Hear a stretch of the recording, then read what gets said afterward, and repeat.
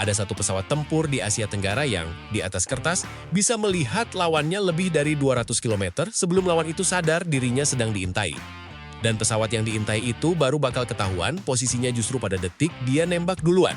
Ini bukan soal siapa yang paling banyak bawa rudal. Ini soal siapa yang duluan melihat, dan itu bedanya bisa jadi bedanya hidup dan mati di udara. Pesawat yang gue maksud itu Rafale. Dan yang jadi lawan tandingnya di kawasan ini adalah Su-30 MKM Malaysia. Tapi sebelum kita masuk ke perbandingan teknisnya, gue mau kasih satu bocoran dulu. Siapa yang lihat duluan ternyata cuma separuh cerita. Ada satu faktor lain yang jarang dibahas orang, dan justru itu yang bisa balikin keadaan sepenuhnya, nanti kita bahas di bagian akhir. Jadi ceritanya begini. Beberapa waktu lalu TNI Angkatan Udara mulai rutin menerbangkan Rafale. Jet tempur generasi 4,5 buatan Prancis, lengkap dengan rudal jarak jauh Meteor dan bom pintar ASM Hammer. Nggak lama setelah itu, tentara udara di Raja Malaysia langsung merespons dengan cara yang khas, pamer. Mereka ngepost foto Su-30 MKM mereka dikelilingi personel dengan rudal-rudal era Soviet berjejer di bawah sayap, KH-59, KH-31, sampai KH-29. Pesannya jelas, kami juga punya taring. Ini sebenarnya pola lama di dunia pertahanan dan bukan cuma terjadi di Asia Tenggara. Coba perhatiin, tiap kali satu negara kedatangan alutsista baru yang bikin heboh, negara tetangga hampir selalu punya reaksi yang mirip, entah lewat latihan gabungan yang tiba-tiba digelar lebih besar dari biasanya, atau lewat foto kebetulan yang diupload pas timingnya pas banget. Ini yang di dunia militer sering disebut signaling, semacam bahasa isyarat antar negara tanpa harus ngomong langsung. Nggak ada yang salah dari itu, karena memang begitu cara kerja diplomasi pertahanan. Tapi buat kita yang nonton dari luar, penting banget buat bisa misahin mana sinyal politik dan mana fakta teknis yang beneran nentuin siapa yang lebih unggul kalau situasi memanas beneran. Tapi nih, sebagai orang yang suka ngulik alutsista, gue selalu curiga sama foto-foto kayak gini. Soalnya di dunia militer, ada perbedaan besar antara kelihatan kuat di foto sama beneran menang di pertempuran. Makanya, mari kita bongkar satu-satu teknologi fast teknologi biar nggak cuma ikut-ikutan kagum sama gambar doang. Pertama, soal si Su-30 MKM itu sendiri. Ini bukan Sukhoi abal-abal. MKM ini termasuk varian flanker paling advance yang pernah dibuat Rusia karena badannya dikawinkan sama avionik Prancis dan sistem proteksi Afrika Selatan. Manuvernya juga gila berkat teknologi vektor dorong yang bikin dia bisa belok-belok ekstrem yang secara fisika harusnya susah dilakukan pesawat lain. Rudal-rudal yang dipamerkan juga bukan mainan. KH-59 punya jangkauan jelajah lebih dari 100 km. KH-31 melesat di kecepatan supersonik yang didesain khusus buat ngehajar radar musuh. Dan KH-29 buat ngebom target yang dilindungi bunker tebal. Kalau soal daya rusak mentah, ini beneran serem. Tapi, dan ini tapi yang penting di pertempuran udara modern, bukan soal siapa yang bawa senjata paling gede. Ini soal siapa yang lihat duluan. Nah, disinilah letak paradoksnya. Su-30 MKM itu ibarat orang yang bawa golok gede tapi jalan di tempat gelap. Kenapa? Karena radar yang dia pakai tipe lama yang cuma bisa mancarin sinyal di satu frekuensi dalam satu waktu. Buat sistem peperangan elektronik zaman sekarang, sinyal kayak gini gampang banget dideteksi dan dipetakan sama musuh. Ibarat kamu nyalain senter di tengah hutan gelap, semua orang bisa lihat posisi kamu dari jauh. Bandingin sama radar yang dipasang di Rafale. Berdasarkan data dari produsennya, Thales, radar ini bisa mendeteksi target sejauh lebih dari 200 km dan sanggup melacak sampai 40 target sekaligus sambil tetap bisa menyerang 8 target dalam waktu bersamaan. Cara kerjanya beda total, dia mancarin ribuan sinyal kecil secara acak dari ribuan modul kecil di permukaan radar, jadi jauh lebih susah dilacak balik. Ini bukan cuma soal radar lebih canggih doang. Ini artinya dalam skenario realistis, Rafale punya kesempatan buat ngeliat duluan. Jauh sebelum si Sukhoi sadar, ada yang ngintip dari kejauhan. Buat gambaran gampangnya, coba bayangin dua orang lagi main petak umpet di ruangan gelap. Yang satu bawa senter besar yang harus dinyalain terus biar bisa lihat sekeliling. Otomatis posisinya ketahuan dari jauh. Yang satu lagi punya kacamata night vision. Bisa lihat lawan tanpa perlu nyalain cahaya apapun.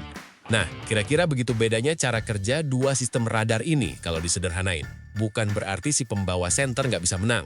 Tapi peluangnya jelas lebih kecil kalau lawannya udah tahu dia ada di mana duluan. Terus ada satu lagi yang menurut gue ini yang paling underrated dari semua obrolan Rafale versus Sukhoi, soal rudal jarak jauhnya. Rafale itu dipasangkan sama rudal Meteor, dan ini bukan rudal biasa. Bedanya ada di mesinnya. Kalau rudal BVR kebanyakan itu kayak orang lari sprint terus kehabisan napas di ujung, Meteor pakai mesin ramjet yang terus narik napas dan ngedorong dirinya sepanjang perjalanan. Hasilnya, dia bisa tetap ngebut di kecepatan lebih dari 4 kali kecepatan suara sampai mendekati target. dengan jangkauan efektif yang menurut berbagai sumber ada di kisaran 120 sampai 200 km, dan area zona tanpa jalan keluar, di mana target praktis nggak bisa lolos sekeras apapun dia manuver, mencapai lebih dari 60 km. Coba bayangin, kalau Su-30 MKM mau ngedeketin buat nembakin rudal jelajahnya, dia harus masuk ke dalam radius yang bahkan nggak dia sadari udah dikuasai lawan. Ibarat mau nyerang, tapi harus jalan dulu ke dalam perangkap yang nggak kelihatan. Ini yang bikin gua selalu geleng-geleng tiap kali ada yang bandingin dua pesawat cuma dari siapa yang rudalnya lebih banyak atau siapa yang lebih gede badannya. Di darat mungkin logika itu masuk akal, makin besar makin kuat. Tapi di udara, khususnya dalam duel jarak jauh kayak gini, yang menang biasanya bukan yang paling banyak bawa senjata, tapi yang paling dulu tahu di mana posisi lawannya. Itu prinsip dasar yang sering dilupain pas orang cuma lihat spek di atas kertas doang. Tapi tunggu, sebelum kalian mikir ini cuma soal siapa yang punya alat paling canggih, ada satu hal yang menurut gue jauh lebih penting daripada spek di atas kertas, kesiapan operasional. Foto pamer senjata itu keren buat konten media sosial, tapi itu bukan simulasi pertempuran. Ada satu masalah yang nggak pernah muncul di foto-foto kayak gitu. Rantai pasok, bukan rahasia lagi kalau pesawat-pesawat buatan Rusia, termasuk keluarga Sukhoi, menghadapi tantangan besar soal suku cadang dan pemeliharaan, terutama gara-gara sanksi internasional yang berlaku sejak beberapa tahun terakhir. Jadi, motong-motong rudal ke landasan itu satu hal, tapi memastikan sistem pemandu, elektronik, dan integrasi datanya benar-benar nyala 100% pas dibutuhin mendadak, itu cerita lain.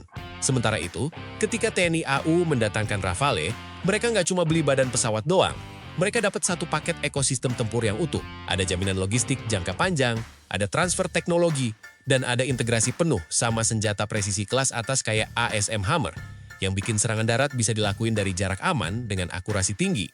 Ini penting banget buat dipahami, karena di dunia militer, pesawat paling canggih sekalipun jadi nggak ada. Artinya kalau cuma bisa terbang setengah dari total armada gara-gara nunggu suku cadang. Sejarah udah berkali-kali nunjukin ini, banyak negara yang beli alutsista mahal dan canggih, tapi tingkat kesiapan operasionalnya, readiness rate, justru rendah karena rantai pasoknya bermasalah. Jadi kalau ditanya siapa yang lebih siap tempur dalam jangka panjang, bukan cuma soal siapa yang punya teknologi paling baru di brosur, tapi siapa yang bisa mastiin armadanya tetap bisa terbang dan bertarung penuh, kapanpun dibutuhin, bukan cuma pas hari pameran doang. Jadi balik lagi ke pertanyaan di awal tadi, soal siapa yang lihat duluan. Ternyata jawabannya bukan cuma soal radar doang. Ini soal siapa yang bisa mempertahankan kesiapan tempurnya dalam jangka panjang, bukan cuma buat satu kali foto keren di runway. Menurut gua pribadi, ini yang sering dilewatkan orang pas ngebahas perbandingan alutsista. Kita kebanyakan fokus ke angka-angka doang. Padahal logistik dan kesiapan itu yang sebenarnya nentuin siapa yang menang di skenario nyata, bukan cuma di atas kertas. Jadi kalau ditanya, apakah pamer Su-30 MKM Malaysia ini bisa nandingin kekuatan baru yang dibawa Rafale TNI AU? Jujur aja, secara teknologi sensor dan sistem rudal jarak jauh, ini beda level. Tapi bukan berarti otomatis Rafale bakal menang di setiap skenario. Karena di ujungnya, seberapa canggih pun mesinnya, yang narik pelatuk tetap manusia. Kesigapan pilot, latihan, dan pengambilan keputusan di detik-detik kritis itu masih jadi faktor penentu yang nggak bisa digantiin teknologi secanggih apapun. Nah, ini yang bikin gue penasaran. Kalau kalian jadi pilot salah satu dari dua pesawat ini, strategi apa yang bakal kalian pakai buat ngakalin kelemahan lawan? Tulis pendapat kalian di komentar. Karena di video berikutnya gue bakal bahas satu skenario duel udara yang belum pernah gue omongin soal gimana perang elektronik bisa bikin radar secanggih apapun jadi nggak berguna sama sekali. Sampai ketemu di video berikutnya.